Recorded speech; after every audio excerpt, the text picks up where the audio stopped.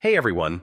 Today I'm going to show you how to record audio directly in Google Slides in 2026. Adding voice narration to your slides can make your presentations more engaging, help explain your ideas clearly, and even allow you to share self-running slides with others.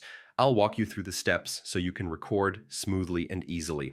First, open your Google Slides presentation at slides.google.com and select the slide where you want the audio to appear. Google Slides itself doesn't have a built-in audio recorder, but you can use tools like Screencastify, Loom, or even your computer's voice recorder to capture audio.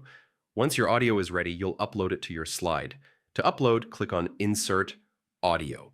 You can select audio files from Google Drive, which is the easiest way to keep everything connected. Supported formats include MP3 and WAV. After selecting your file, a small audio icon will appear on the slide.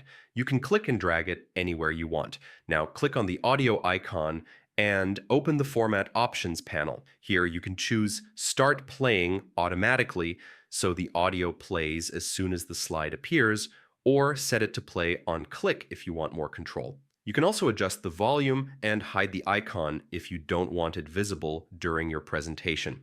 If you want the audio to play across multiple slides, check the Play Across Slides option. This is perfect for background narration or music that should continue seamlessly. Make sure your audio file is long enough to cover all the slides you want, or trim it in the format options to select the exact portion you need. Finally, always preview your slides in present mode to make sure the audio plays correctly. Test the timing with your slide transitions and check the volume levels. This way, you'll catch any issues before presenting to an audience. So yeah, that's the complete guide to recording and adding audio in Google Slides in 2026.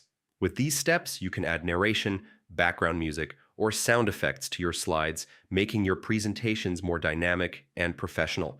If you found this tutorial helpful, don't forget to like, share, and subscribe for more tips and guides. Thanks for watching, and happy presenting.